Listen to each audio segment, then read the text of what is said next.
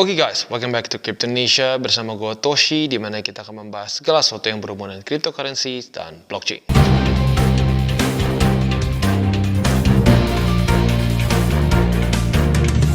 Oke, jadi pada hari ini guys, kita akan membahas mengenai satu topik yang sedang sangat hangat di dunia finance, yaitu adalah yuan ya atau yuan versus USD.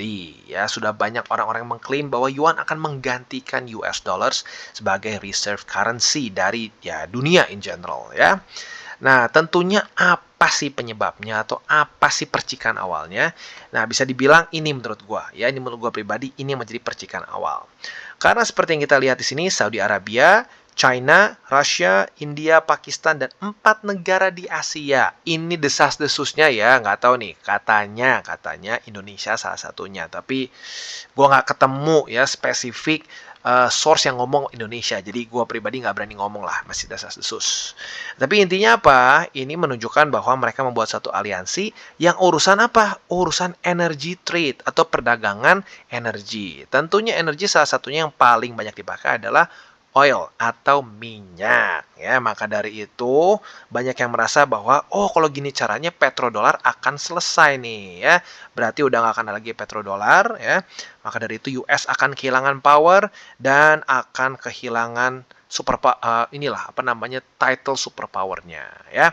Nah, jadi pada hari ini kita akan coba bahas satu persatu, bener nggak sih? Dan mungkin lebih penting lagi adalah kita bahas menggunakan data ya. Jadi data seperti yang kita bisa lihat memang benar ada aliansi antara ya negara-negara yang di atas ini. Dan ini untuk energy trade ya atau perdagangan energi. Tujuannya adalah untuk mengurangi ya. Sekali lagi penekanan di sini adalah mengurangi, bukan menghilangkan 100% reliance terhadap US dollars ya. Nah, selain itu juga kalau kita di sini ya, dari beberapa minggu terakhir di sini juga cukup banyak ya growing concerns di US mengenai de-dollarisasi dan juga mengenai banking crisis ya. Cukup banyak orang-orang yang merasa aduh kok megang USD jadi deg-degan ya. Seperti yang kita tahu ya, indeks dolar itu dalam beberapa hari terakhir ini atau lebih tepatnya beberapa bulan terakhir konsisten melemah ya. Konsisten melemah kenapa? Karena seperti yang kita tahu ya, banyak terjadi bank run di US. Ya, maka dari itu buat orang-orang yang mungkin tadinya menaruh purchasing power mereka di USD, mulai berpikir, aduh kalau gini caranya pusing ya, permasalahan US kok jadi permasalahan gua juga gitu ya. Nah, bahkan kalau kita lihat dengan rupiah pun sekarang rupiah cenderung menguat ya. Lebih tepatnya bukan karena demand rupiah ekstrim meningkat sih, tapi lebih karena demand dari USD melemah gitu ya. Maka dari itu ada juga tekanan itu ya untuk orang-orang mulai jangan terlalu rely ke USD gitu karena banking crisis mereka juga ya. Nah, maka dari itu ya mereka nih ya lebih tepat negara-negara di atas ini mulai membuat satu persetujuan atau satu alliance untuk transaksinya itu dilakukan dengan yuan. Nah, ini yang menyebabkan banyak news-news yang ngomong bahwa USD akan mati, yuan akan menjadi the next reserve currency ya. Nah, kan pada ngomongin reserve currency nih. Pertanyaan lu pada ngerti nggak apa itu reserve currency? Nah, kita akan coba bahas dulu apa itu reserve currency. Oke, nah untuk reserve currency ini sendiri, simpelnya ini adalah suatu mata uang yang di-maintain oleh central banks, yaitu otomatis lah. Sekarang semua dipegang oleh central banks. Dan mungkin yang lebih penting itu adalah apa? Yang penting adalah si uang ini atau mata uang ini lebih tepatnya itu dipegang oleh berbagai macam negara-negara lain untuk investments, transactions, debt obligations, dan juga untuk domestic exchange rate in general ya.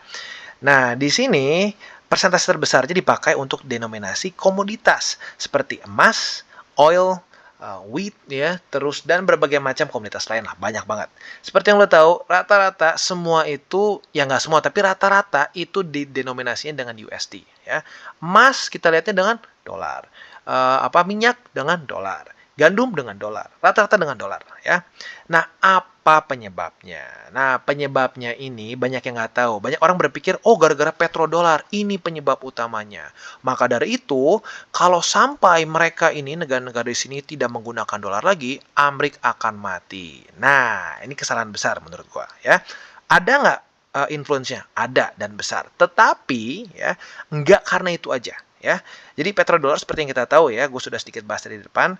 Simpelnya ya, dolar ini semua transaksi yang untuk inilah untuk importer ya, eksporter minyak ya seperti negara-negara di Middle East itu harus menggunakan dolar untuk transaksi. Tentunya itu cuan gede dari situ ya. Nah, tetapi yang menjadi akar utama kenapa USD ini menjadi reserve currency adalah setelah Perang Dunia Kedua.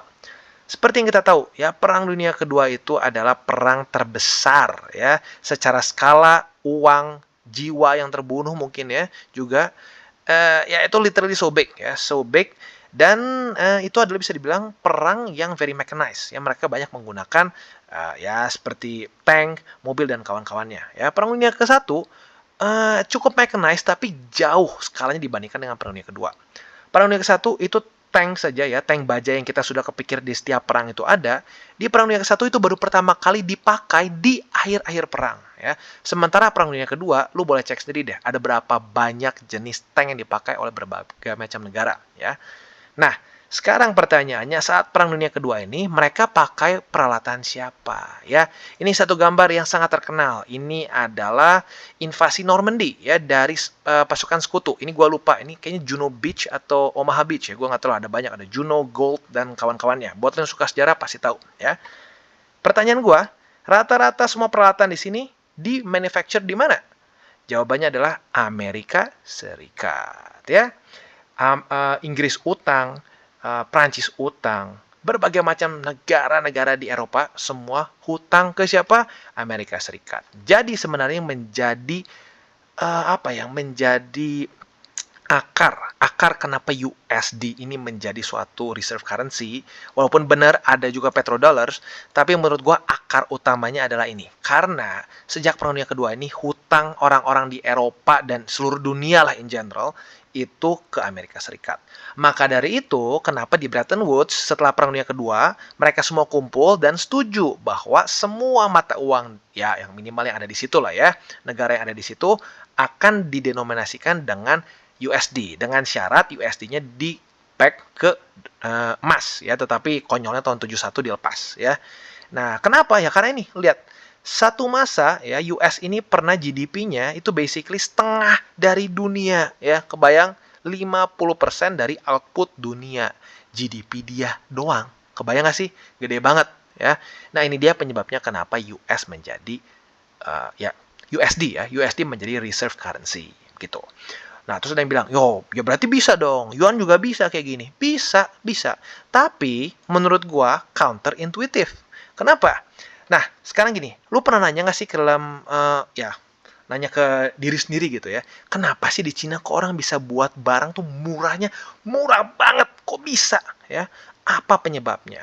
Oh, banyak yang bilang, oh karena SDM di Cina murah banget. Benar murah ya. Ada yang bilang karena mereka komunis. Jadi ya semi kerja paksa, ada yang ngomong kayak gitu juga. Tapi menurut gue bukan itu ya yang menjadi alasan utama kenapa yuan ini gak bisa kalah saing untuk urusan manufacturing di dunia adalah karena ini ya. Tahun 94 Chinese yuan ini di-peg ya. Dia peg dan ini membuat currency ini menjadi sangat low ya, undervalued sehingga Chinese exporter itu bisa mengekspor barang dia dengan sangat murah, literally nggak ada yang bisa compare dengan dia ya, karena kesannya gini, banyak yang ngomong ya, ada teman-teman gue yang di Garmen juga pernah ngomong, gila Cina tuh ya, di kita bahan aja nggak dapat harga segitu, dari China itu udah datang udah jadi baju gitu. Nah, jadi ini dia alasannya. Kalau ada yang bertanya-tanya, kenapa sih kok yuan itu kayaknya, atau lebih tepatnya Cina tuh kok bisa produksi sangat murah? Jawabannya ini ya. Jawabannya adalah karena yuan memang secara sengaja dibuat undervalued oleh siapa? Oleh pemerintahan Cina itu sendiri ya. Yang menderita siapa? Ya ini ya rakyatnya yang miskin ya. Rakyatnya banyak banget yang miskin sebenarnya gara-gara itu ya. Nah, jadi kurang lebih seperti itu ya. Dan ini bisa dibilang akan menjadi resiko yang sangat besar untuk Cina kalau dia mau jadi reserve ya, atau jadi reserve currency. Karena kenapa? Kalau yuan ini ingin menjadi reserve currency, maka dia harus melepas peg-nya. Ya, dia harus melepas peg-nya dan comparative advantage yang dia sudah nikmati dari tahun 94 ini akan hilang, ya akan hilang. Jadi ya, sekali lagi, benar China itu SDM-nya murah ya, terus ya mereka komunis, mungkin bisa ya lebih disuruh pasti mau-mau aja gitu, takut hilang gitu kesannya ya. Tetapi yang membuat mereka jadi super duper murah karena mereka di-peg ya. Si currency mereka itu di-peg sehingga jadi sangat undervalued ya. Kalau lu pikir ya, well, China berkembang tuh kapan sih? 90-an. Ini sangat besar korelasinya dengan saat Chinese Yuan itu di-peg gitu. Di-peg jadi mereka undervalued. Sehingga competitive advantage-nya nggak ada yang ngalahin. Nah, kalau sampai China melepaskan peg ini, apa yang terjadi? Ini literally akan terjadi seperti US, di mana US dulu semua orang manufacture di Amerika Serikat. Ya. Sekarang pertanyaan gue satu, siapa orang gila yang mau sengaja manufacture di US? Di US udah mahal, begitu. Nah, jadi ini menurut gue akan counterintuitive untuk China untuk melakukan hal ini ya, karena kalau disampai lepas speknya maka ya pemasukan utama dari China yaitu ekspor akan kacau gitu ya, dan menurut gua mereka tahu. Jadi ya, alasan kenapa mereka melakukan ini itu bukan untuk menggantikan USD menurut gua ya. Sesuai dengan yang dikatakan di sini ya, mereka bukan ada rencana untuk menggantikan US dollar sebagai reserve currency. Tetapi tujuan dia adalah untuk melesen atau mengurangi ya, lessening international reliance on USD. Jadi mengurangi influence US dollar. Karena seperti yang kita tahu ya, reserve currency ini memiliki keuntungannya sendiri ya. Keuntungannya apa? Keuntungannya adalah mereka itu bisa seenak jidat. Ya, seenak jidat seperti apa? Mereka bisa mensanksi negara-negara tertentu untuk tidak menggunakan USD. Contoh, Rusia ya, saat Rusia sedang perang dengan Ukraina, apa yang dilakukan oleh Amerika Serikat? Mereka mensanction Rusia ya. Dan tentunya itu membuat Rusia kesal ya. Dan China pun pasti nggak mau kena sanksi seperti itu. Makanya kenapa dia ingin mengurangi reliance dia terhadap USD gitu. Itu dia alasannya kenapa mereka buat alliance ini menurut gua ya. Jadi ini pendapat gua ya. Pendapat gua, apakah yuan akan menjadi suatu reserve currency? Menurut gua no ya. Kenapa? Karena yang pertama adalah counterintuitive ya, China nggak mau yuannya jadi mahal ya, dan kalau sampai yuan menjadi reserve currency itu udah pasti akan menjadi overvalued. Itu yang terjadi dengan USD, itu yang terjadi dengan pound sterling dulu sebelum dia kesannya digantikan oleh USD, dan sebelumnya lagi juga terus seperti itu ya. Reserve currency akan selalu dalam kondisi overvalued sehingga semua manufacturer di negara tersebut akan tidak kompetitif dengan negara yang lebih ya seperti China lah begitu ya. Itu dari zaman dulu terus seperti itu, dari zaman Belanda superpower tergeserkan oleh Inggris dan seterusnya gitu ya. Nah, jadi kurang lebih seperti itu menurut gua. Jadi korelasinya gimana nih sama kripto? Kalau menurut gua ya, yang akan terjadi adalah apabila ya Amerika Serikat atau lebih tepat USD mulai kehilangan mungkin disebutnya ya, kehilangan influence dia lah kesannya ya. Apa yang terjadi? Menurut gue yang akan terjadi adalah indeks dolar akan cenderung melemah. Ya, sama seperti tren yang kita bisa lihat sekarang ya. Bisa dibilang ya, untuk si indeks dolar sendiri itu dalam makronya lah ya, makronya dalam beberapa beberapa bulan ke belakang itu dalam kondisi yang cukup melemah ya. Jadi besarnya tuh downtrend ya. Nah, kemungkinan kalau menurut gua itu kemungkinan besar akan lanjut trennya. Ini sedikit bolot ya. Nggak apa. Oke, nah kita turun dulu di sini. Nah, untuk indeks dolar, kemungkinan menurut gua akan lanjut melemah sesuai dengan tren yang sudah kita dapatkan dalam ya 1 tahun ke belakang lah kurang lebih ya. Nah, itu yang gua harapkan. Nah, seterusnya selain itu juga yang akan terjadi lagi adalah the Fed yang kemungkinan besar nggak akan berani meningkatkan interest rate terlalu tinggi. Kenapa bang? Kan kalau melemah terus gimana? Nah, karena kenapa? Kalau dia mainin naikin interest rate terlalu tinggi, yang terjadi apa? Banking mereka default, ya, perbankan mereka akan default, dan itu akan membuat krisis yang lebih parah lagi. Jadi bisa dibilang Amerika Serikat ini sedikit terjepit, ya. Mereka nggak bisa meningkatkan interest rate terlalu tinggi karena takut bank run. Nah, tetapi kalau mereka nggak naikin, indeks dolarnya melemah ya. Nah, tetapi indeks dolar melemah sekali lagi adalah suatu hal yang baik buat kita yang pemegang risk on asset seperti kripto, lalu indeks-indeks seperti Nasdaq, S&P, emas juga ya. Jadi ya overall it's gonna be good ya untuk risk on asset. Ya. Jadi kurang lebih seperti itu. Nah, tinggal kita lihat nih sebesar apa efeknya ini ya. Itu kita nggak bisa tahu karena lagi-lagi market punya market tuh punya aturan sendiri yang kita nggak ngerti lah ya. Kadang-kadang kita berpikir bahwa ini akan membuat indeks dolar langsung hancur, ternyata enggak, pelan-pelan. Itu juga bisa terjadi ya. Jadi ya kita harus lihat nanti pada faktanya. Faktanya sebesar apa pengaruhnya dan banyak diadopsi nggak sama negara-negara lain atau tidak ya.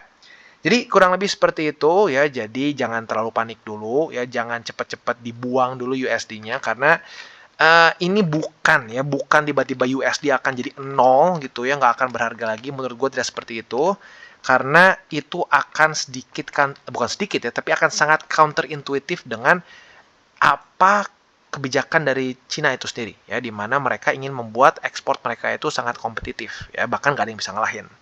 Jadi lagi-lagi menurut gue yuan dan Cina in general nggak mau, menurut gue nggak mau mereka menjadi reserve currency karena mereka akan rugi in general gitu ya. Nah di waktu bersamaan yang mereka inginkan adalah mengurangi ya influence, jadi bukan menggantikan tapi mengurangi influence dari USD ya. Jadi kurang lebih seperti itu untuk update kita lah pada hari ini. Dan buat kalian yang belum nonton DCWT atau Daily Charting with Toshi, bisa klik di sini, dimana kita akan daily chart your favorite cryptocurrencies. Dan buat lo mungkin masih bingung cara baca chart, candles, dan hal-hal mendasar lain, bisa juga klik di sini, ada tutorial with Toshi. Dan buat lo yang belum punya mungkin akun di beberapa exchanger besar, bisa cek link reflektor di bawah.